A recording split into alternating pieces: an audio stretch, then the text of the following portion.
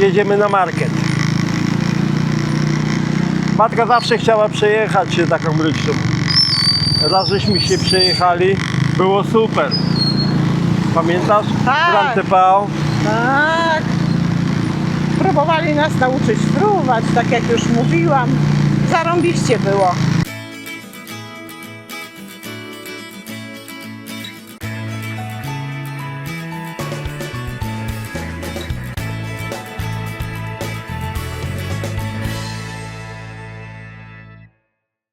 Dzień dobry, dzień dobry. Mamy kolejny dzień w Indonezji. 22 dzień pobytu tutaj. Za tydzień wracamy do Polski. Ale teraz jedziemy na kolejną wycieczkę. Do najlepszego punktu programu naszego tutaj. Tak, dzisiaj jest jeden z ważniejszych punktów, no ale o tym dowiecie się za chwilę. Przed nami 2 godziny jazdy, około 2 godzin jazdy od Jogjakarty. Zostańcie z nami. Dziś zabieramy Was w samo serce Jawy, do jednego z najbardziej niezwykłych miejsc na ziemi. Do Borobudur. To nie tylko największa buddyjska świątynia na ziemi, ale też zagadka historii, architektury i duchowości. Chodźcie z nami. Jak Batka, wrażenia? Dobre, pozytywne bardzo. Tutaj jest wszystko tak dobrze zorganizowane. Wszędzie stoi obsługa, tacy no, można powiedzieć stewardzi. Jakby ktoś coś nie wiedział, to się w każdej chwili, w każdym miejscu może dopytać o cokolwiek. Także Wszystko perfekcyjnie. tak. Perfekcyjnie. Kontrola bezpieczeństwa oczywiście była. Pamiętasz, Batka, jaka cena biletu była?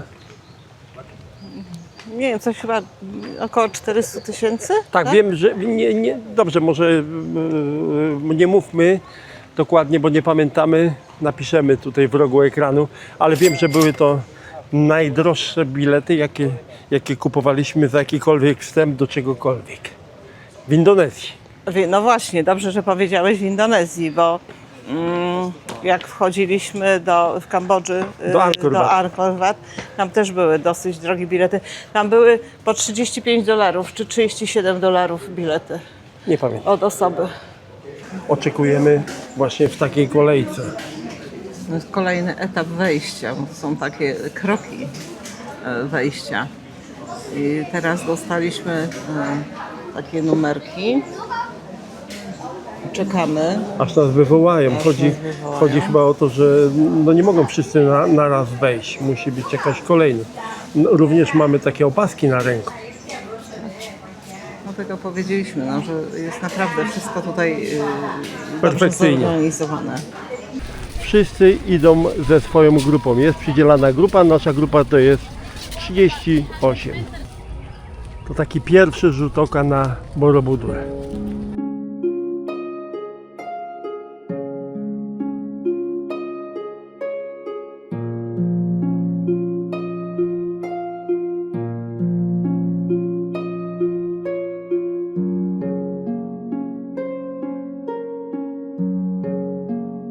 Borobudur to największa buddyjska świątynia na świecie i jedno z najwspanialszych dzieł architektury buddyjskiej.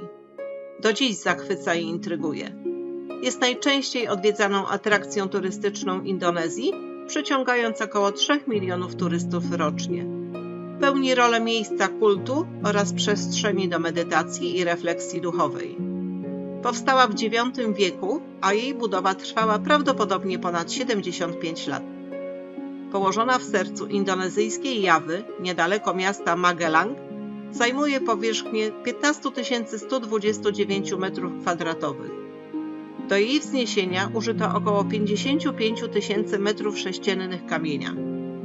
Borobudur wznosi się na wzgórzu na wysokości 265 metrów nad poziomem morza. Otoczona 2 majestatycznymi wulkanami, 2 rzekami, dżunglą i polami ryżowymi, zachwyca widokami, które można podziwiać z najwyższego tarasu świątyni. Przez stulecia ukryta pod warstwami popiołu wulkanicznego i bujnej roślinności dżungli, została odkryta na nowo w 1814 roku przez Brytyjczyków. Borobudur nie jest jedynie kamienną świątynią. to modlitwa i pamięć o drodze człowieka ku oświeceniu. To ścieżka od materii do ducha, od pragnienia do zrozumienia, od chaosu do spokoju. Jest odzwierciedleniem harmonii między człowiekiem, naturą i wszechświatem. W 1991 roku została wpisana na listę Światowego Dziedzictwa UNESCO, co przypieczętowało jej status jako jednego z najważniejszych zabytków ludzkości. By w pełni docenić jej wielkość i piękno, trzeba zobaczyć ją na własne oczy.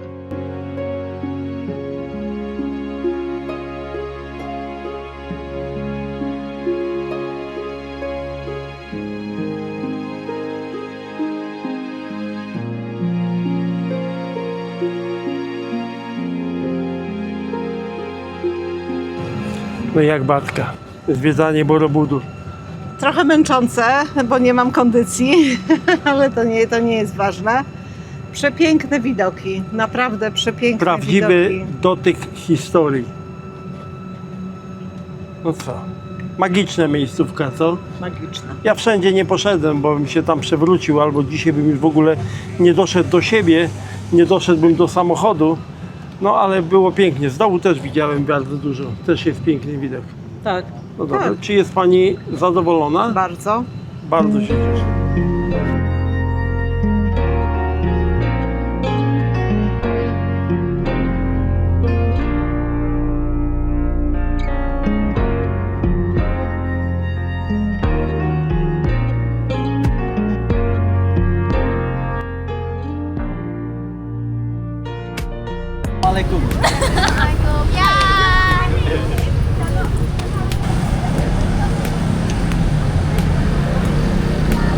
Batka, powiedz, co kupiłaś.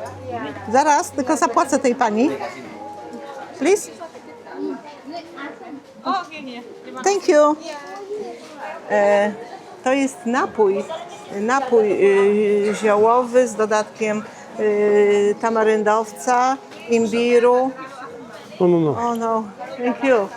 Imbiru, mam różnych ziół. I oni tutaj to piją nagminnie, bo co chwilę ktoś podchodzi i wypija to. No dobrze. Więc postanowiliśmy spróbować. Oczywiście, że tak. Degustacja. Proszę bardzo. Próbujemy. Proszę opisać smak.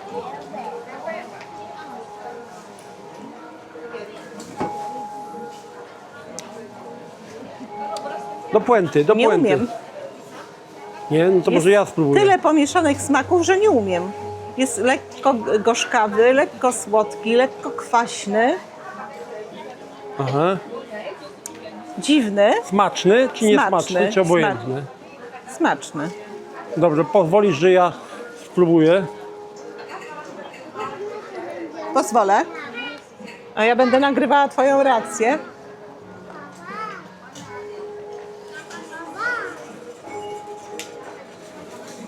Dobre. No mówiłam, Taki że dobre. korzenny, głęboki smak. Kwaśno-słodki, tu miałaś rację. Ale lekko gorzkawy. Coś mi się zdaje, że ja ozdrowieję. Prześpię noc i rano wstanę, po prostu Ja będę, ci życzę tego z całego serca. będę śmigał. Niezależnie czy po... Aż się czy pani po, do mnie uśmiecha, do nas. Jamubatu, czy nie po Jamubatu, jakieś tam inne, żeby się zdrowił. Very good. To nie jest aż tak bardzo słodkie, wiesz? Bardzo nie. Nie, nie jest bardzo. Wiesz co, tak jakbym się doszukał troszeczkę smaku marchewki. Minimalnie Soku tak. z marchewki. Tak, minimalnie tak. A tam za Irkiem stoi figura, uważaj, chyba założycielki tutaj tej firmy. My byliśmy tu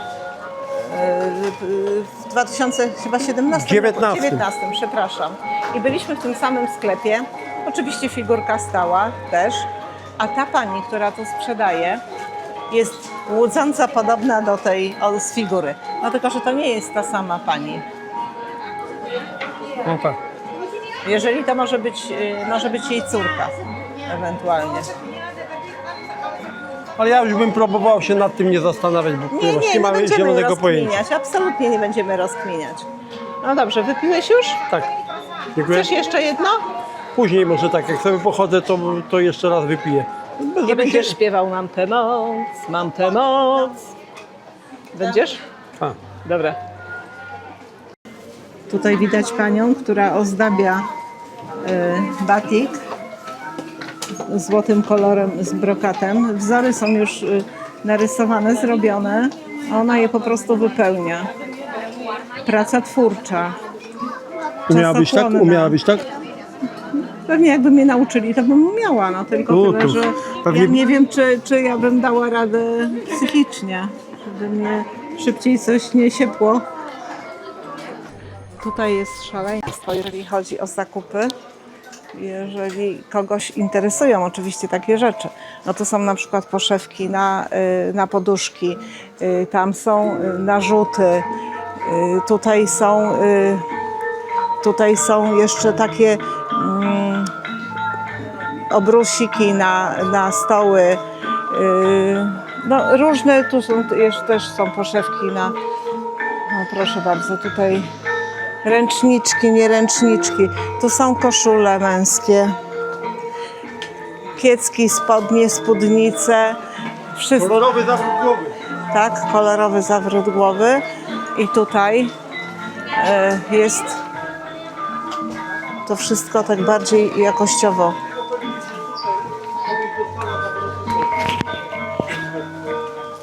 Tak, dostaję zawrotu głowy. A tu jest, proszę bardzo. Tu jeszcze doszło, bo jak my byliśmy parę lat temu, to tutaj tego nie było. Proszę bardzo.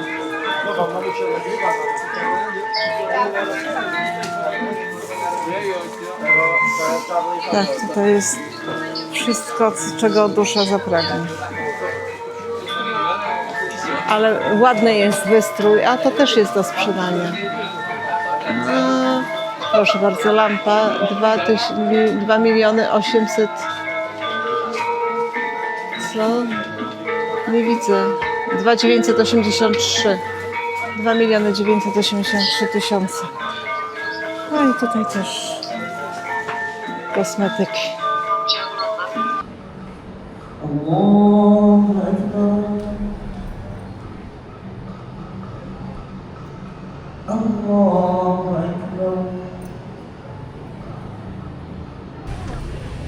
Jest, 5. Chicken kebab.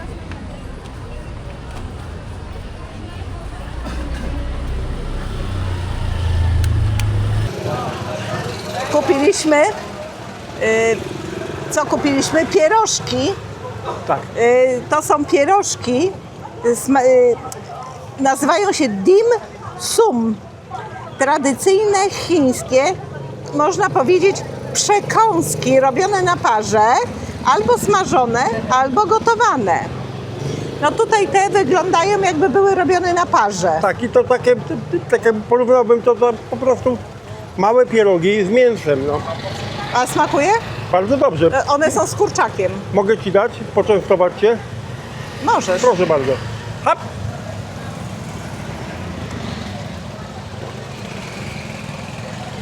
Zjadła, widzicie, ja. A czy Ty wiesz, co Ty pijesz? Pokaż nalepkę. To taki jest taki nasz napój Nesty. Nesty, coś Iced tea. takiego. To jest taki popularny Nie napój. reklamujemy, nie absolutnie. Napój herbaciany, na zimno podawany. Tak. Często jest zielonej herbaty, a to jest z jakiej herbaty? Zielona? Ekstrakt. Chyba tak. A jaka jest słodka jest bardzo? Niestety.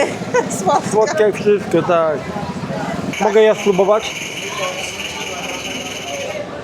Dam ci. To ja Ci oddaję kamerę.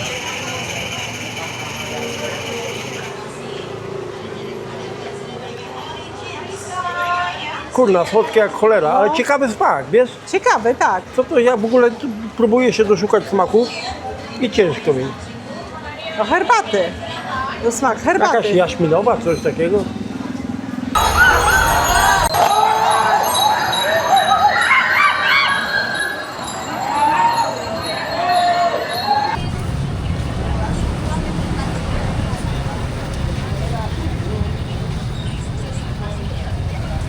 Beatka jakoś szczególnie nie chce eksperymentować, jeśli chodzi o jedzenie. I najczęściej skupia się właśnie na jakichś tego typu racuszkach z warzywami, z kurczaczkiem ewentualnie. No i tyle. No i powiedz. Ja myślę, że każde jedzenie tutaj może się zdarzyć, że zostanie eksperymentem. No tak. A powiedz mi, co jesz?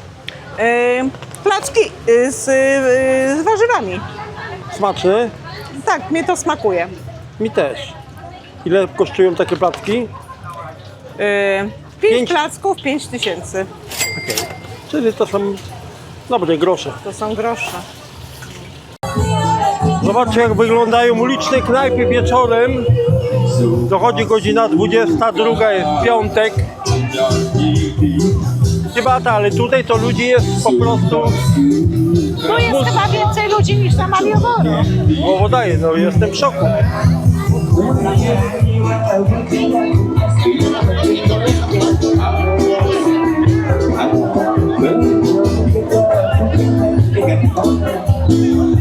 Ale myślę, że ta muzyka ludzi tu przyciąga.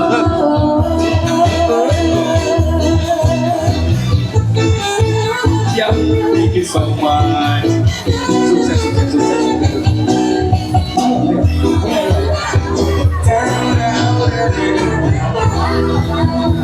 Zobaczymy teraz, co kuchnia serwuje.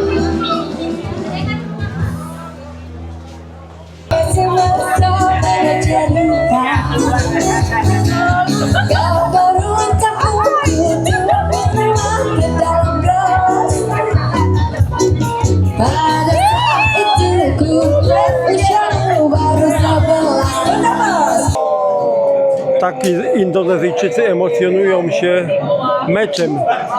Siedzą normalnie na ulicy, mają porozkładane takie jakby dywaniki i mają rzutnik jakiś podłączony jakoś, nie wiem pod co, i na tym ekraniku oglądają sobie mecz. Kochani, kończymy dzisiejszy dzień. Już się zbliża 22, my już jesteśmy niedaleko naszego guest house'u. I to był co? To był dzień pełen wrażeń. Dużo wrażeń.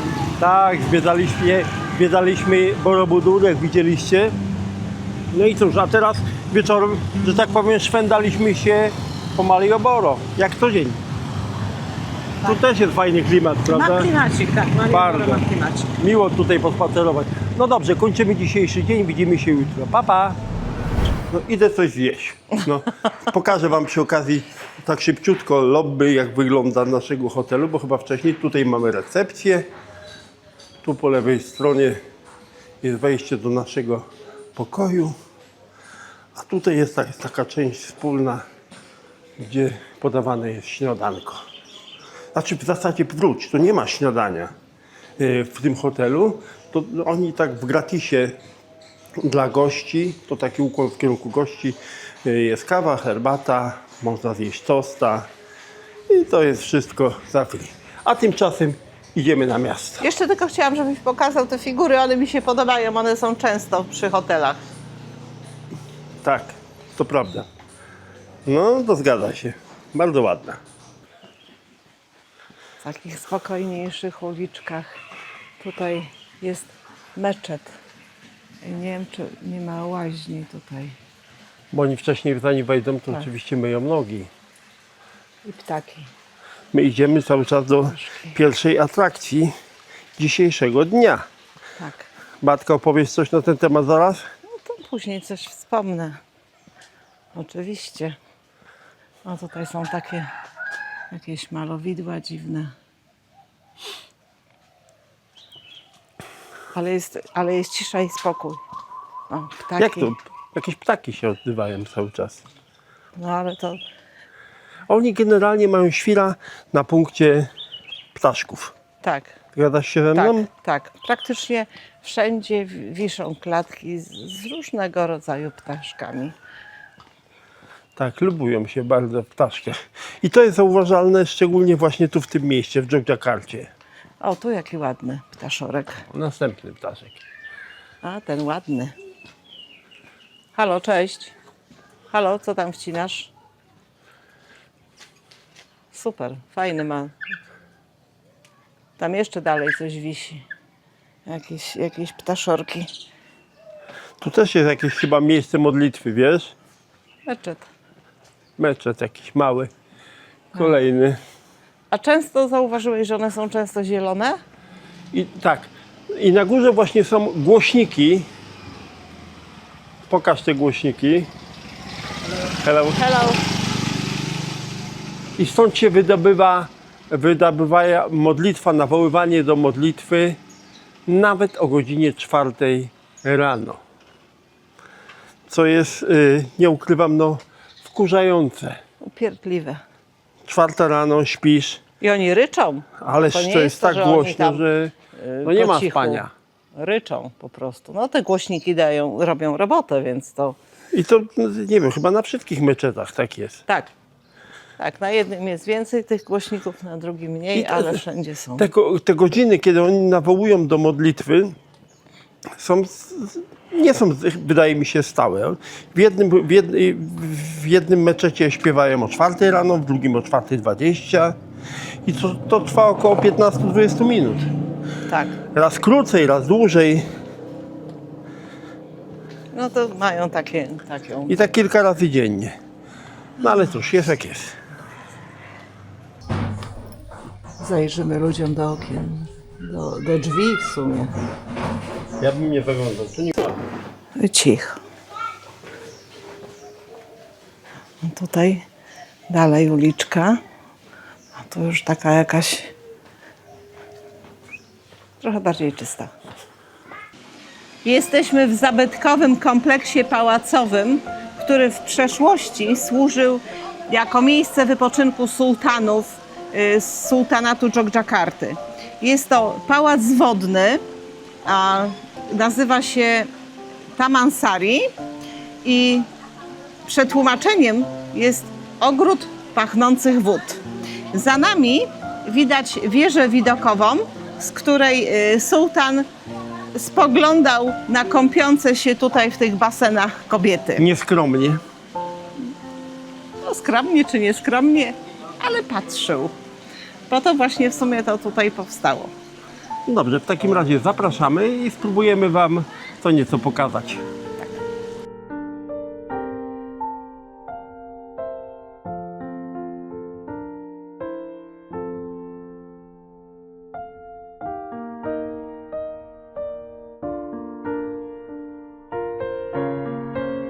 Ja jeszcze bym chciała tylko dodać, no, bo tutaj mamy tą wieżyczkę, z której tam oglądał sułtan kobiety kąpiące się, że pałac kiedyś był połączony z Kratonem, a Kraton to główny pałac sułtana. Był połączony kanałami wodnymi. Słuchajcie, to jest wszystko bardzo przemyślane. Także tu szacun dla nich za to wszystko. A mało tego, jeszcze bym chciała dodać, że są tutaj podziemne korytarze i również podziemny meczet. Natomiast jeżeli chodzi o architekturę, to jest połączenie stylu jawajskiego, portugalskiego i holenderskiego. A powiedz mi, czy nie wiesz przypadkiem, czy da się przejść tymi kanałami wodnymi? Nie, chyba nie. W ogóle część tego tutaj całego... O kurczę, przepraszam, wlazłam w dziurę. Całego kompleksu jest tylko otwarta dla zwiedzających. Natomiast pozostała część jest zamknięta, bo ona jest w ogóle nieodrestaurowana. Tylko ta otwarta część została odrestaurowana i udostępniona turystom. Ale powiem Ci szczerze, że ona nie wygląda jakoś na odrestaurowaną. Czy ja myślę, że to jest też kwestia tego, że tu jest duża wilgotność i to wszystko się szybciej po prostu niszczy. Tak mi się wydaje. Przed nami jest jeden z budynków kompleksu wodnego Taman Sari, który jest tak naprawdę bardzo ozdobiony charakterystycznymi ornamentami i rzeźbami. One są typowe dla jawajskiej architektury pałacowej. I tak jak mówiłam, Taman Sari był kiedyś ogrodem królewskim i wykorzystywany był jako miejsce wypoczynku, rekreacji i medytacji sułtana. A obecnie, jak widać, po ilości ludzi Atrakcja turystyczna. Tak, atrakcja turystyczna. I to duża. A Tak. tym bardziej dzisiaj. Dzisiaj mamy, kochani, sobotę. Tak. Przyjechaliśmy tutaj celowo, wcześnie rano. Byliśmy o 9 otwierali, my byliśmy kilka minut po 9, ale jak widać już jest Tak. dużo ludzi.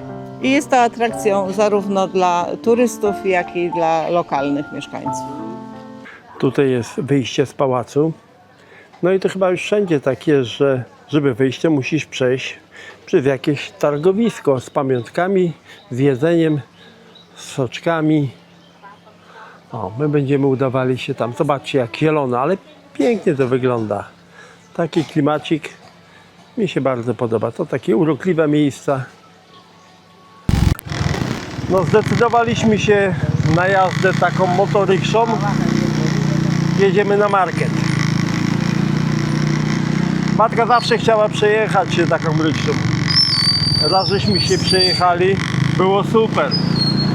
Pamiętasz? Tak. Grand TV. Tak. Próbowali nas nauczyć fruwać, tak jak już mówiłam. Zarąbiście było. Lądowanie było takie w krzaczorach, w bambusach. No to było jakaś atrakcja, takie lądowanie w bambusach i w polu ryżowym. Było jak było. Dobrze się skończyło. Na szczęście. Jesteśmy na Pasar Ngasem. Jest to tradycyjny targ, jeżeli chodzi o ptaki, małe jakieś ssaki, małe zwierzątka. I tylko jeszcze powiem, że czasem zdarzają się również gady i ssaki i ryby. Jako ciekawostkę mogę dodać, że hodowla ptaków w Indonezji jest częścią tradycji, ale również statusu społecznego.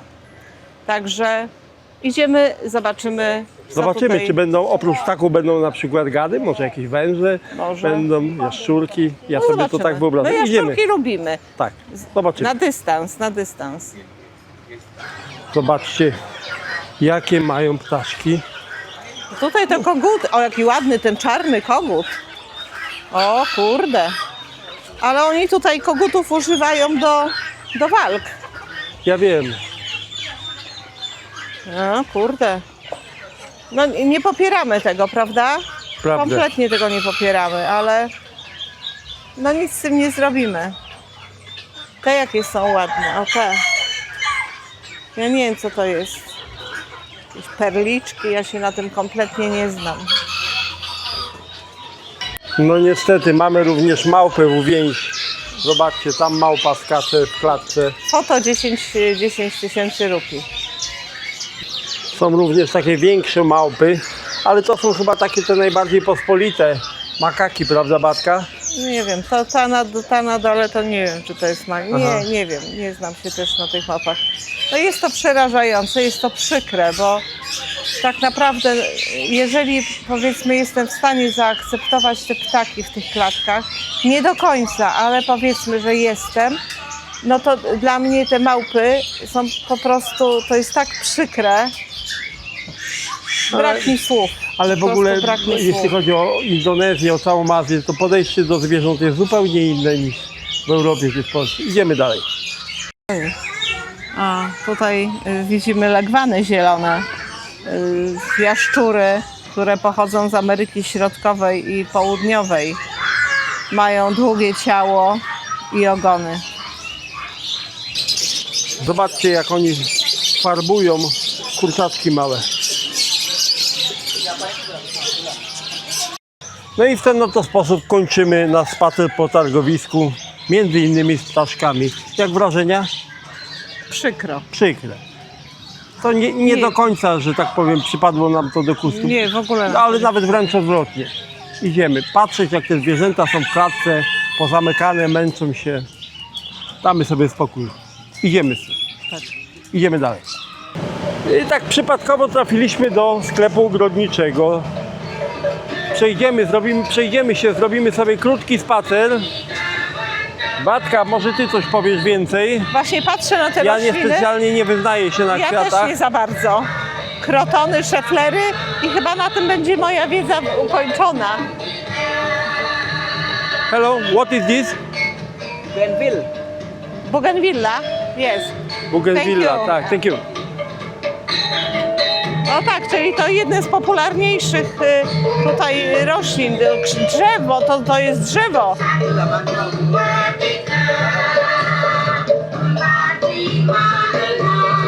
Zobaczcie, a tutaj dzieci tańczą.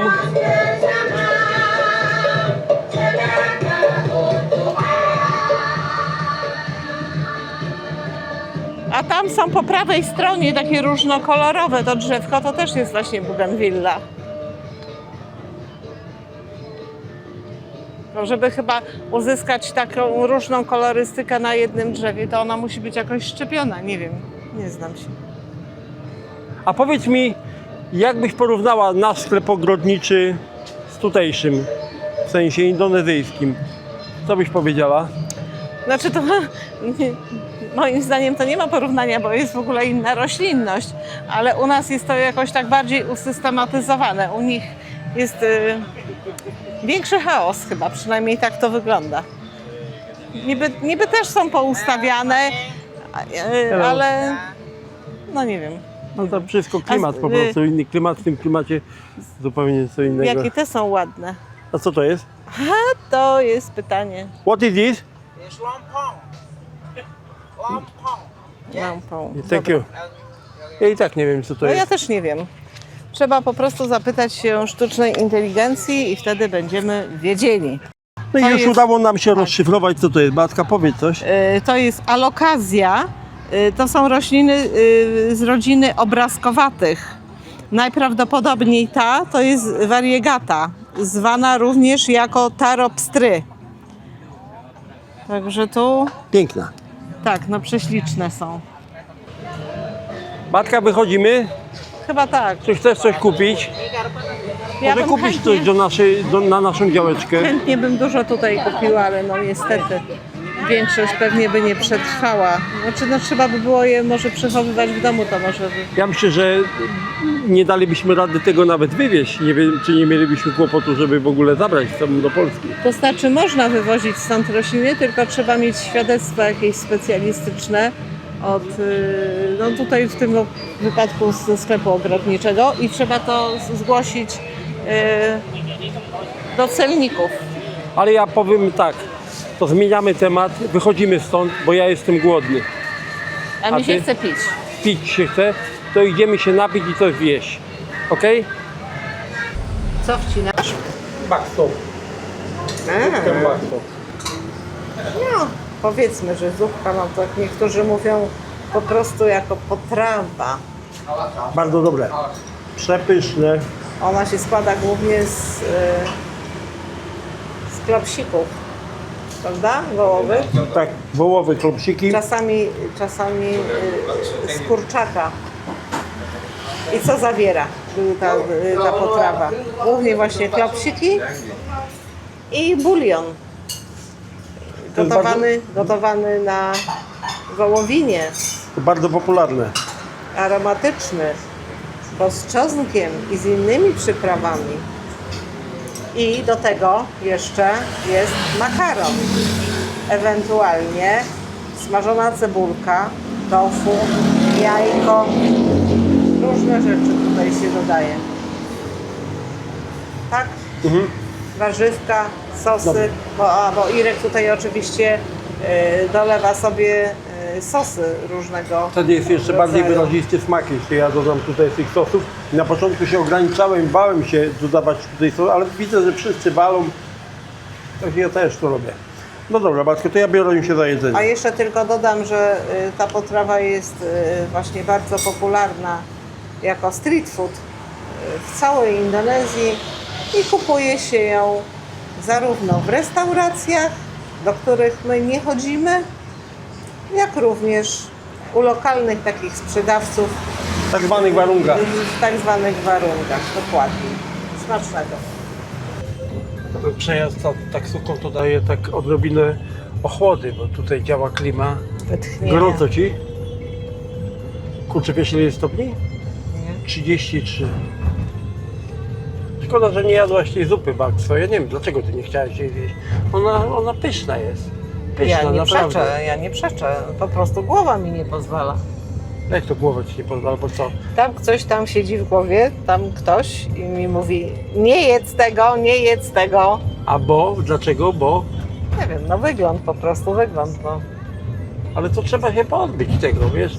Bo wtedy ja wiem, że to wygląd może przerażać i ja to rozumiem. Jest to pewne ryzyko, które podejmujemy, że jemy właśnie w takich warunkach, tanich miejscach, ale No dobrze, ale ja inne rzeczy jem w warunkach, no te migorę, czy nawet te placki z tymi warzywami. No dobrze, że gdzie jemy? No w warunkach jemy. to Ale tylko po wygląd prostu- samej tej zupy. No samego tak, tej... jakoś mi ta zupa tak, no nie pasuje mi to po prostu, no. Nic nie poradzę, no. No dobrze, to teraz sobie wypijemy po kokosiku, nawodnimy się Tak, bo jesteśmy jacyś tacy, i nie ma, że wypijesz połowę, a mi oddasz. Masz wypić całego, dobrze? no wypiję cały. Wyrażasz zgodę? Tak, nawet No to- bardzo chętnie popić mi się cały czas chce. Nie Dobrze, wiem a teraz dlaczego. odpoczywamy, bo jedziemy w klimatyzowanej taksówce. Także. Może a propos taksówek coś powiemy. W jakiej cenie są taksówki? To nie jak Ile na- płacimy za przejazd na przykład, nie wiem, 3 km, 4? To zależy też od pory, czy są duże korki. No tak, bo im większe korki, no to jest droższe. No to tam w granicach 4 zł. 3-4 zł. Za przejazd? Tak, No nie wiem, no 20 000 rupii to jest. 4,60. Nawet niecałe. Nie, to po prostu taksówki są śmiesznie tanie. Nie wiem dlaczego i jak oni to robią, pojęcia nie mam. Ireneusz w akcji je danie o nazwie Osenk Merkon. Jest to bardzo pikantne, smażone mięso ze skórkami wieprzowymi lub też wołowymi i z bardzo dużą ilością chili. Chili po prostu jest bardzo ostre, przynajmniej powinno być bardzo ostre. I I dla mnie jest ok. Tak wyrazisty smak, jest rzeczywiście bardzo ostry. Ale jak wiesz i wiecie, ja uwielbiam ostre jedzenie. Ja wszystko sobie przyostrzam, o właśnie tak. Dzięki za podpowiedź. A sami tutaj Indonezyjczycy są zdziwieni, że ja proszę o ostre i oni mi dadzą ostre, a ja potrafię sobie jeszcze dodać coś ostrego. Także dla mnie wspaniałe. Polecam. smacznego. Pani przygotowuje gado-gado. Tak. To taka wersja absolutnie uliczna. Matka powiedziała, że chce, będzie próbowała. Tak, poproszę. No już Ci to ogarniam, ale zamawiamy najpierw jedną porcję. Zobaczymy jak będzie smakowało. Najwyżej później zamówimy dodatkowo drugą.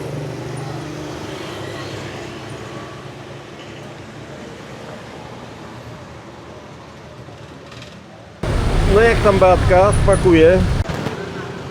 Bardzo dobre. Świetnie, bardzo się cieszę. Gado-gado to jest taka bardzo tradycyjna sałatka.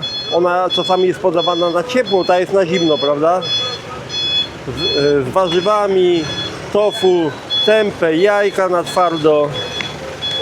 No i najważniejsze to jest to, że jest sos orzechowy, który daje wyjątkowy smak.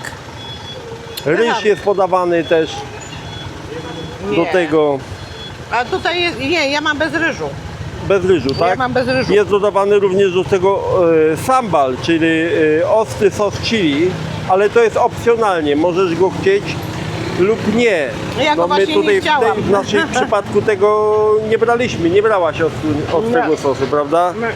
Czosnek, sok z limonki, cukier palmowy i tak dalej, i tak dalej. Jak smakuje? Bardzo Jeszcze dobre. raz. Bardzo dobre. Bo to powinno mieć taki smak kwaśno, ostry. Ma coś takiego? Znaczy w moim przypadku nie ma ostrego smaku, bo ja nie chciałam chili. Ja wiem, a powiedz mi, wyczuwasz na przykład sos orzechowy? Tak, jest bardzo mocno wyczuwalny. Super, bo są Takie, te orzechy są zmiażdżone, nie są zmiksowane, Aha. tylko są zmiażdżone, czyli są dosyć mocno wyczuwalne. To jest taka sałatka wegetariańska, w zasadzie nawet wegańska bym powiedział. Trzeba tylko, no nie, przy tofu, to chociaż nie można. Tak. Tak, masz rację. Trzeba No dobra. uważać, żeby sobie cycków nie ubrudzić. Dobra, to nie przeszkadzam, smacznego. Dziękuję. Za Dżokdżakartę na zachód słońca. Zobaczymy, czy się uda zobaczyć ten zachód słońca, bo jest trochę chmur.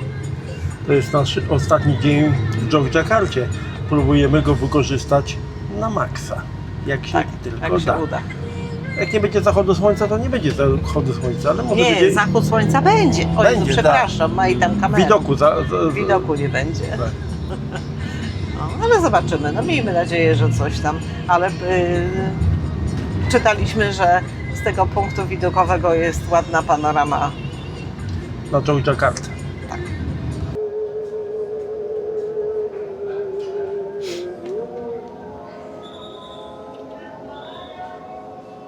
Jak Ci się podoba restauracja?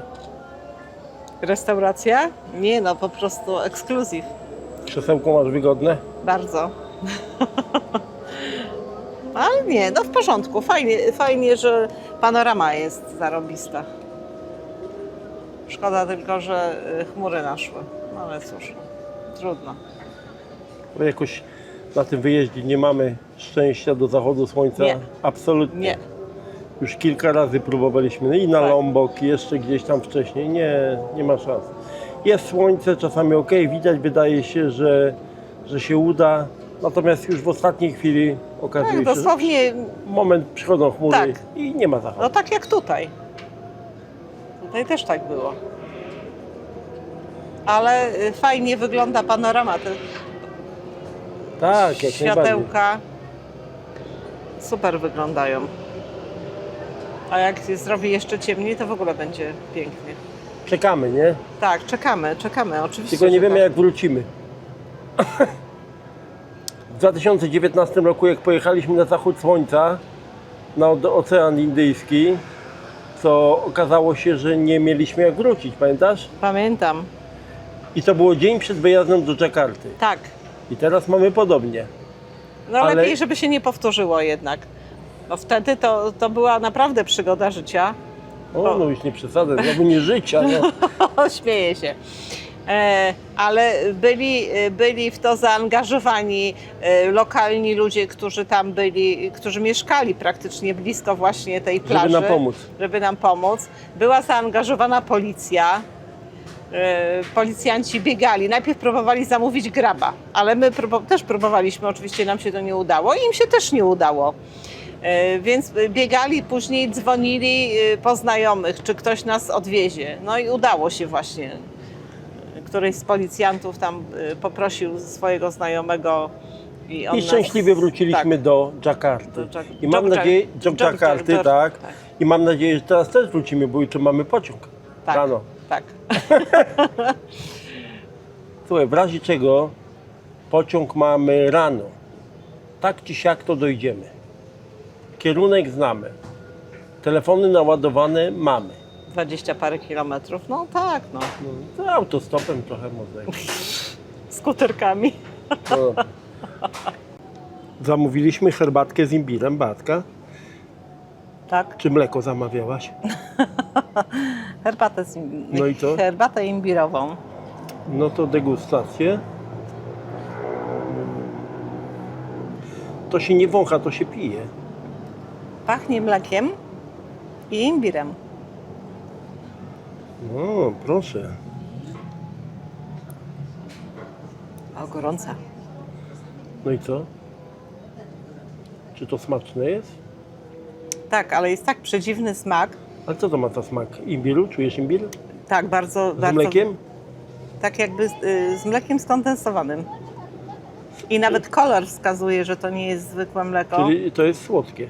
To jest Nie chciałbym, chciałaś Bardzo powiedzieć to bardzo bezpośrednio i dobitnie. bardzo słodkie. Już to zauważyłem, wyczytałem z Twoich ust i Twojej twarzy. Tak jak ja, słuchajcie, lubię słodkie, bo uwielbiam słodkie. to tutaj jest dla mnie to wszystko za słodkie. Znaczy, no może nie wszystko, ale większość rzeczy jest dla mnie po prostu za słodka. Ale jest to smaczne. Akurat to połączenie tego mleka skondensowanego z imbirem jest dobre, ale dziwne. Jak tam smakowało Ci mleczko kokosowe? Imbirowe. Imbirowe.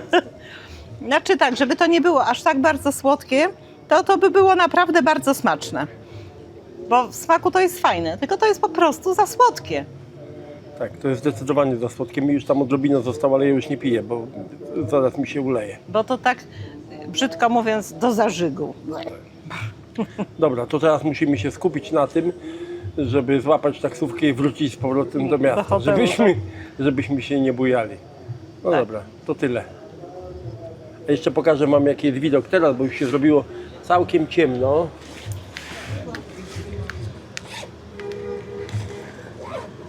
Ale wylukaliśmy, że świeci już kawałeczkiem świeci księżyc. Księżyc.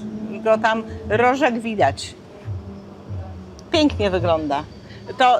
Tu, gdzie jesteśmy, to się nazywa Wzgórze Gwiazd, czy coś takiego. No, chodzi o to, że dlatego, że widać panoramę miasta i wieczorem właśnie te punkciki świetlne, światła. Dobra, a my się spieszymy na Malioboro w Jogjakarcie. Jeszcze musimy się tam poszwędać. Lody zjemy czy nie? Może już damy sobie spokój dzisiaj. Czy Nie, chcesz? już po tym słodkim wszystkim nie. Nie, odpuszczamy sobie lody. To tyle. Kochani, nie mogliśmy wrócić spoza miasta. Byliśmy na punkcie widokowym. No i taka sytuacja, że wszystko zatkane było. Całe miasto stoi. A to powód tych korków. Tak. Odbywa się jakiś bieg. I są dwie trasy, 5 i 10 kilometrów. No ale dobra, to nie ma znaczenia. Wszystko, całe miasto jest zakorkowane, całe miasto stoi właśnie przez ten bieg. Dla mnie najbardziej zadziwiające jest to, że oni biegają między samochodami. Wcale nie zamykają ulic. Gdzieś tam sobie z boku, czy coś, zobaczcie, jedzie autobus miejski, a bieg się odbywa. No cóż, idziemy dalej. Zwiedzać miasto. Ostatni dzień na Malioboro. Jesteśmy na Malioboro jak zwykle. Ma klimacik. Kończymy dzisiejszy dzień, oczywiście jak zwykle na Malioboro, zatłoczonej, zadymionej, bo tutaj te grille, te malutkie, takie te szaszłyczki, to wszystko tutaj się dymi, jest mnóstwo ludzi, jest muza na żywo, A dzisiaj jest sobota, to może Dzisiaj- dlatego jest tak dużo ludzi. możliwe, ale już wczoraj było dużo ludzi też. Ale A dzisiaj jest wyjątkowo, jest słoczno. Tak, To czasami, momentami trudno przejść. tak. No dobrze, w takim razie, kochani, widzimy się jutro rano. Bo kończy się nasza przygoda z Jogjakartą i No tak. lecimy dalej. Pa, pa. Zapraszam na kanal MSC Podrusi.